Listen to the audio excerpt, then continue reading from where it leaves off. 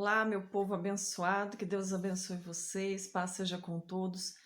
Nós estamos aqui hoje na primeira aula dessa série Discipulado. E para falar de discipulado, primeiro nós temos que entender a palavra discipulado, o que significa discipulado, o que é discipular alguém. Discipulado é um ensinamento, é você transmitir valores, transmitir os seus conhecimentos para um aluno, para uma pessoa. Por exemplo, uma mãe que ensina a sua filha a fazer a sua melhor receita. Ela está discipulando a filha, ela está transmitindo conhecimento, transmitindo valores, para que quando ela não estiver mais, a filha possa fazer aquela receita, entende? É um aluno dentro de uma faculdade, é um professor treinando um aluno para determinada função. É quando nós transmitimos os nossos conhecimentos. É claro que o aluno ele vai usar a sua personalidade, a sua forma de ser, o seu jeito de ser, mas ele vai conseguir absorver os ensinamentos do mestre e, em muitos casos, até mesmo superar o mestre, em muitos casos, até fazer um pouquinho melhor do que aquilo que foi lhe ensinado. Só que nós estamos aqui, todos os dias nós somos discipulados por pessoas e todos os dias nós discipulamos pessoas quando nós transmitimos valores. Mas olhando no contexto bíblico, olhando para a palavra de Deus, discipulado é uma pessoa que pode ser um grupo de alunos, né? Pode ser ou uma pessoa ou um grupo de pessoas que segue um determinado mestre. Nesse caso, quando nós falamos de Bíblia, é um segmento espiritual, um segmento muitas vezes profético, e cada profeta, cada líder, cada mestre, ele ensina a sua equipe, ele ensina os seus liderados, os seus alunos, transmitindo valores e deixando para essas pessoas um legado. Até porque nós sabemos que nós não estamos aqui para viver para sempre, né? Existe um ditado que nós estamos aqui de passagem e que ninguém vai ficar para semente. Mas quando nós partimos dessa terra, qual é o legado que nós deixamos? O que nós construímos, o que nós transmitimos de valores? Porque em um tempo nós aprendemos com pessoas que já partiram, ou que talvez ainda estão nos ensinando todos os dias, ou que talvez hoje está longe, mas todos nós aprendemos e todos nós estamos aqui para ensinar. É claro que existem ensinamentos ruins, existem ensinamentos bons. Existem pessoas que estão deixando um legado negativo, ensinando coisas erradas, mas existem pessoas que estão aqui para ensinar coisas boas.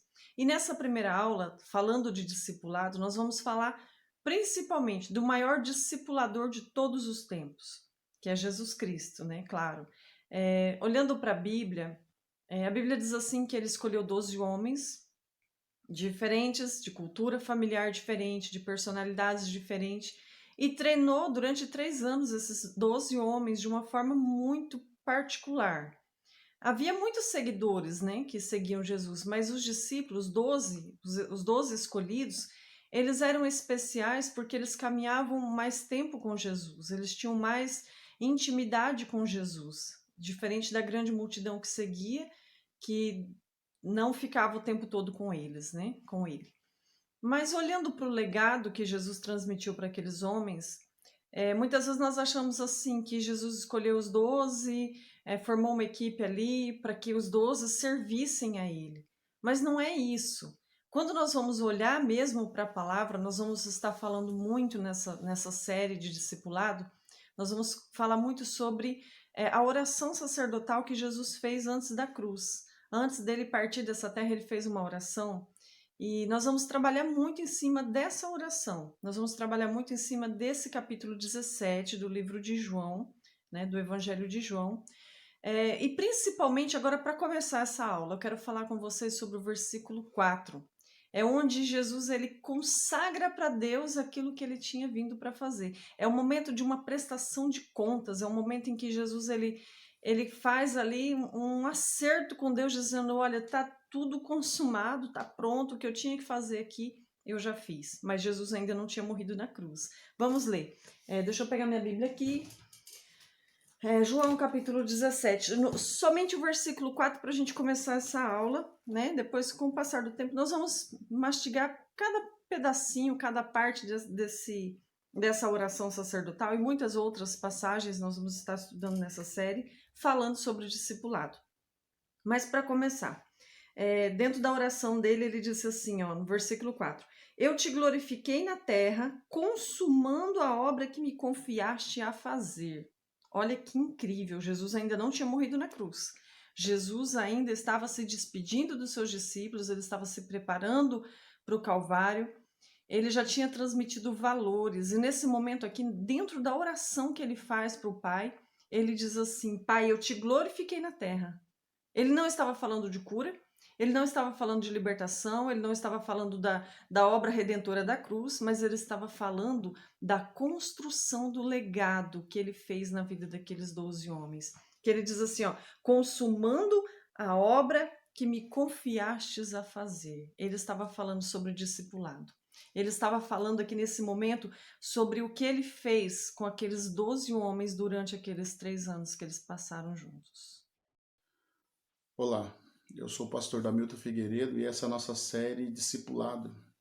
Essa aqui é a nossa primeira aula e eu quero falar um pouco com vocês a respeito dessa palavra que Jesus fala no capítulo 17 de João, onde ele fala a respeito da oração sacerdotal e ele diz no versículo 4, está consumado. Ele fala da equipe que ele escolheu, ou formou, a equipe que ele escolheu e formou. Aqui no capítulo 17, versículo 4, ele fala a respeito da glorificação. Eu te glorifiquei na terra, tendo consumado a obra que me deste para fazer. Praticamente tudo que Jesus ele fala em João 17 tem a ver com a missão que ele fala a respeito de ter cumprido ou consumado.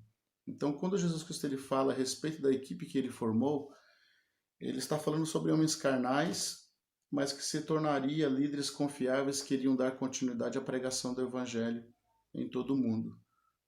Quando nós vemos Jesus Cristo ele escolhendo e formando, né, ele diz aqui no capítulo 17, versículo 4, que ele conseguiu concluir a obra na vida desses discípulos.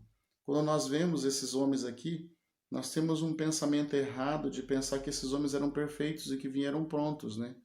Pois muitos são chamados de santos, São João, São Pedro, são isso, são aquilo. Então, quando nós vimos na Bíblia Jesus Cristo ele escolhendo esses homens e formando eles, eram homens carnais, mas que se tornariam líderes confiáveis para dar continuidade à pregação do Evangelho. E o nosso pensamento, muitas vezes, de que eles vieram prontos por conta dos dons e talentos, por conta de toda a obra perfeita que eles fizeram, dá a entender que eram homens que já vieram preparados ou que foram escolhidos por conta de ser os melhores, mas não foi bem isso, ou não é isso que a Bíblia nos diz e nos informa. Porque muitas vezes a nossa forma de entender escolha, nós queremos sempre ir na multidão e escolher os melhores, ou aqueles que são indicados para nós. Jesus ele não pegou nenhuma indicação, ele foi e ele escolheu esses homens para estar com ele de uma forma maravilhosa, e para que eles fossem aqueles que iriam dar continuidade à pregação do Evangelho. É interessante que quando nós vamos lá no começo, quando nós vamos lá na chamada, onde Jesus convocou aqueles 12 homens para segui-lo, em Marcos capítulo 3, do versículo 13 ao 15, diz assim: Depois subiu ao monte e chamou os que ele mesmo quis, e vieram para junto dele. Então designou 12, olha só, é a escolha dos 12, para estarem com ele e para os enviar a pregar e a exercer a autoridade de expulsar demônios. Olha que interessante, ele escolheu 12 os que ele quis, ele escolheu a dedo aqueles 12 homens. Para quê? Para estar com ele, para andar com ele e também para os enviar. Então, dentro desse discipulado, nós vemos aqui duas ferramentas fundamentais dentro do discipulado. Primeiro, estar junto, é caminhar junto. Discipulado é convivência, é relacionamento. E também para enviar. Não existe discipulado sem um propósito. Então, tem a chamada para estar junto, o relacionamento, e para um propósito. Ele chamou quem ele quis, ele convocou para estar com ele, aquele que ele quis, para os enviar. Né? Então, é muito incrível isso, gente. Nós vamos estar falando dessa série sobre discipulado e é isso aí, bora para frente. Pois é, gente. Caminhar junto é um processo. Durante os 3 anos, caminharam junto, o processo. Para um propósito. Qual era o propósito? Para os enviar.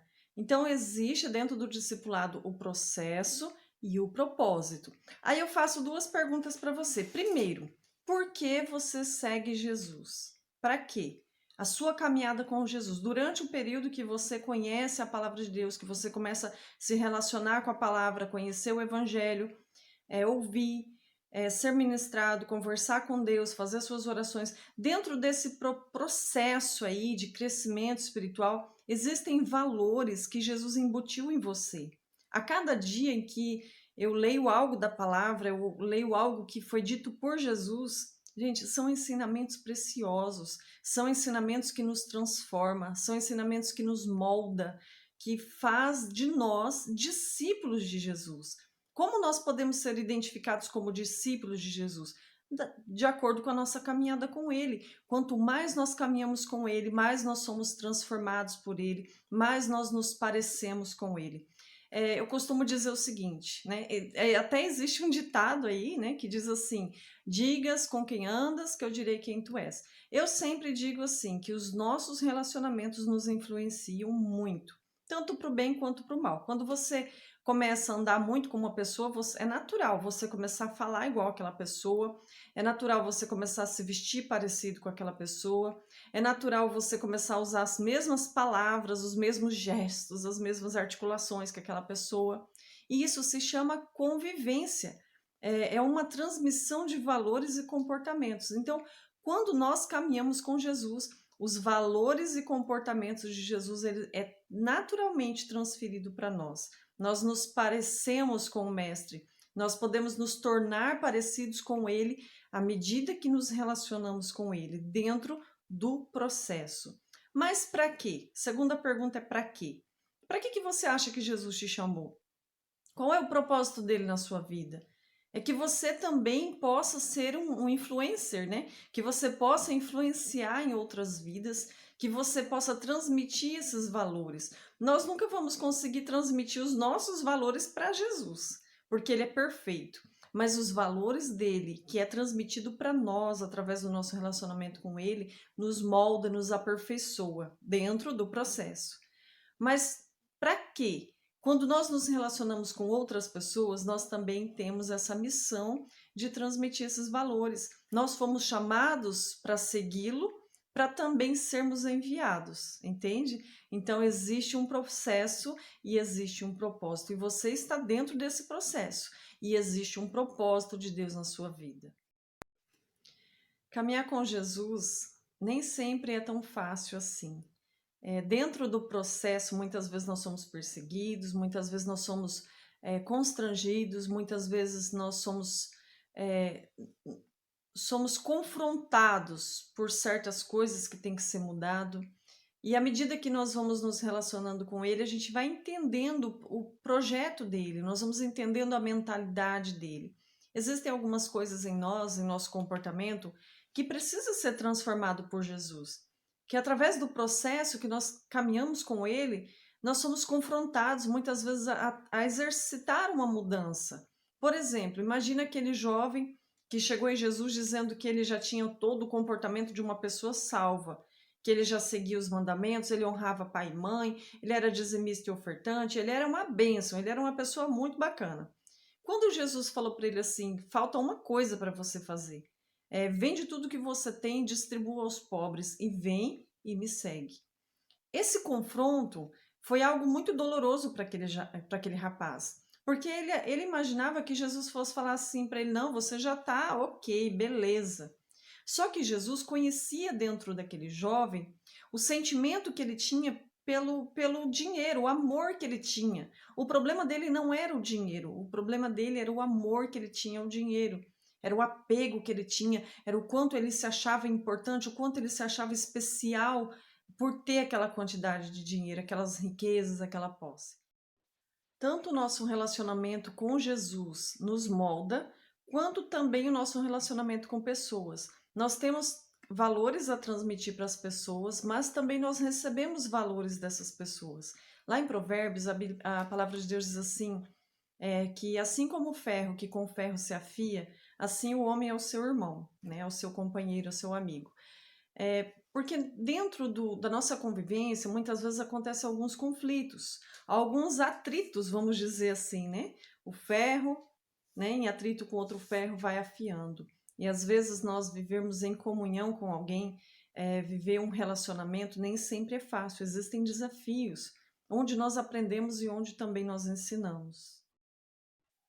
Essa ideia de relacionamento ou esse conceito de discipulado com objetivo no relacionamento pessoal, em que Jesus Cristo ele fala aqui no capítulo 3 de Marcos, a partir do versículo 13, 14 e 15, ele fala a respeito do relacionamento pessoal, ele fala a respeito de para estar com ele. Mais precisamente o versículo 14 fala que ele nomeou 12 para que estivesse com ele e os mandasse a pregar. Ele fala a respeito desse processo para um propósito, andar com ele através do relacionamento ou construir relacionamento com Jesus Cristo para que eles viessem a pregar a palavra. Esse relacionamento com Jesus Cristo iria transformar esses homens. Mas o que eu quero falar aqui é que esse conceito de discipulado com objetivo de relacionamento pessoal entre uma pessoa que vai discipular ou alguém que vai receber o discipulado, isso não é algo exclusivo de Jesus Cristo. Quando nós vamos olhar as páginas do Velho Testamento ou quando nós vamos pesquisar no Velho Testamento, nós vamos encontrar várias pessoas que também tiveram ou usaram esse mesmo modelo de discipulado.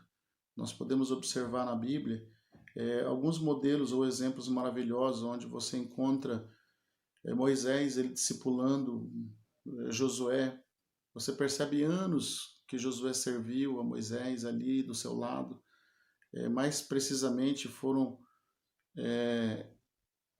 quase 40 anos que Josué serviu a Moisés de uma forma prática, de uma forma presencial, de uma forma excelente, para que ele viesse suceder Moisés depois.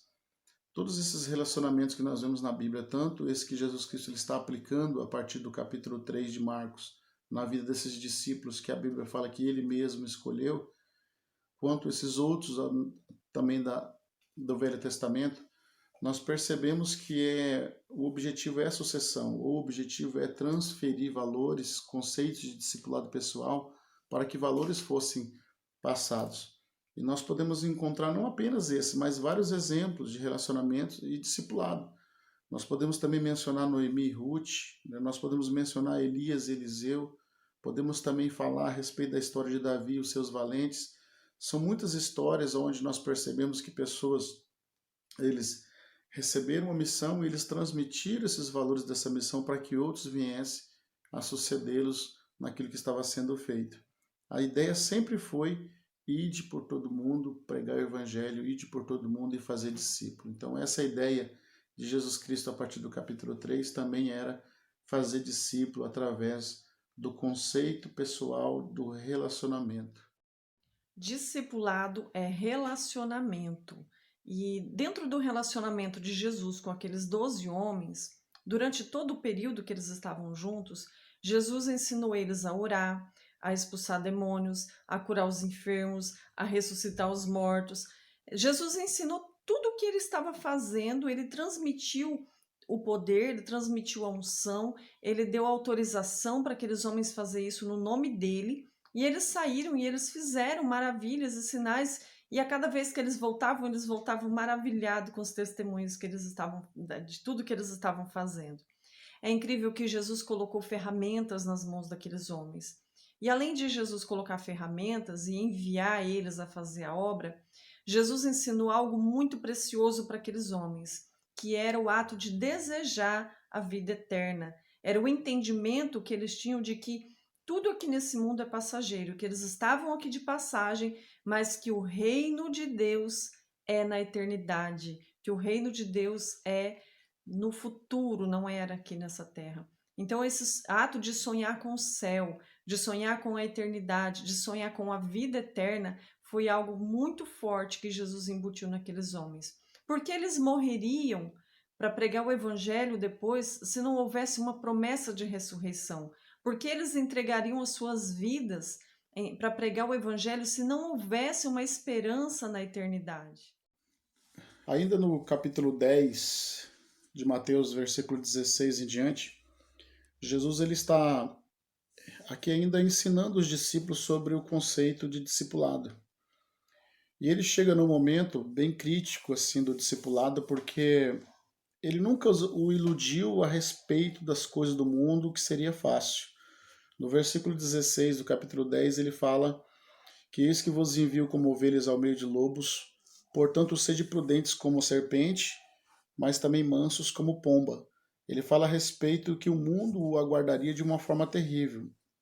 E no trabalho de Jesus como o melhor discipulador que o mundo já viu, ele ensinou muitas coisas a esses discípulos. Ensinou-os a expulsar demônios, ensinou a curar os enfermos, a lidar com situações bem difíceis. E cada situação dessa que ele foi inserindo esses valores na vida desses discípulos, ele sempre os alertou de que não seria fácil, de que eles enfrentariam situações bem difíceis mesmo. Então, esse fator dele não iludir os discípulos que seria fácil, isso fez com que ele se preparasse de uma forma mais adequada para enfrentar as situações que o mundo iria oferecer.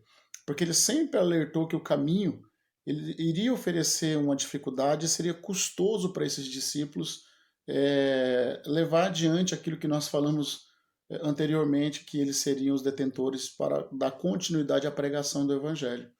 O fato dele não iludir os discípulos a respeito das coisas dessa terra fez com que eles se tornassem homens prontos ou bem preparados, como nós lemos na Bíblia hoje, que esses homens eles têm uma capacidade, assim, uma influência muito grande naquilo que eles fizeram. Só que ao mesmo tempo que ele não iludiu a respeito das coisas da terra que seria fácil, a Bíblia também mostra que ele não os deixou desiludidos com as coisas do céu. Porque ainda no capítulo 10, versículo 19, ele fala assim, ó, mas quando vos entregarem, não deu cuidado de como ou que haveis de falar, porque naquele mesmo momento o Espírito Santo haveis de ministrar por vós. Ou seja, portanto, não sou vós que irá de falar, mas o Espírito do vosso Pai é que fala em vocês. Então ele está falando a respeito do conceito deles estarem em Deus, ouvir o que o Espírito Santo tinha a dizer e transmitir para o mundo. Isso é o valor do discipulado. Ele estava mais uma vez concentrando no caráter e na mentalidade daqueles discípulos e transformando aqueles homens diante do mundo que eles iriam enfrentar. Situações muito difíceis, mas que eles estariam sendo auxiliados o tempo inteiro pelo céu. Deus estaria dando todo o respaldo que eles precisassem para dar continuidade na pregação do Evangelho. Ou seja, da mesma forma que eles viram o Espírito Santo agindo na vida de Jesus Cristo, esse mesmo Espírito Santo ele estaria agindo agora na vida dos discípulos, porque eles estariam dando continuidade na grande obra que era o ide, pregar o evangelho a toda criatura, que Jesus Cristo deixou para eles e também, consequentemente, deixou para mim e para você. Amém? Deus abençoe, em nome de Jesus. E é o nosso tempo de reproduzir fé e vida cristã. É o nosso tempo de pregar o Evangelho. Jesus passou por essa terra há mais de 2000 anos atrás. E ele construiu um legado na vida daqueles 12 homens. E eles deram continuidade. Eles foram o fundamento da igreja. E se nós estamos aqui como igreja hoje, se nós temos a oportunidade de ter as escrituras, de ler, de estudar, de entender, de aprender, de conhecer o Evangelho, é porque aqueles homens não negaram aquilo que foi colocado nas mãos deles. E de lá até o dia de hoje, muitas pessoas se passaram, onde foram a ponte para que o evangelho estivesse aqui hoje, para que isso fosse difundido em toda a nação, em toda a língua, em todo o reino. E nós aqui somos o cumprimento dessa profecia, o cumprimento da vontade de Deus, que há 2000 anos depois nós estamos aqui como resultado dessa missão. Só que nós também temos uma missão, nós precisamos deixar um legado, nós precisamos construir valores, nós precisamos pregar o evangelho, para que um dia a gente possa fazer a seguinte oração: Pai, eu te glorifiquei na terra fazendo a obra que o Senhor me confiaste a fazer. Que um dia a gente possa chegar diante de Deus e dizer assim: Senhor, eu preguei o teu evangelho, eu ganhei almas, eu transmiti valores, eu cuidei de pessoas, eu formei discípulos na sua terra, ó Pai. Em nome de Jesus, que um dia a gente possa fazer essa oração, que hoje é o nosso tempo, hoje é o nosso momento. Amém? Que Deus abençoe você, que você possa ser realmente um discípulo transformado por Jesus a cada dia através do seu relacionamento com Ele. E que você também seja um discipulador, que você possa transmitir valores para as pessoas que estão ao seu lado. Amém? Que Deus abençoe.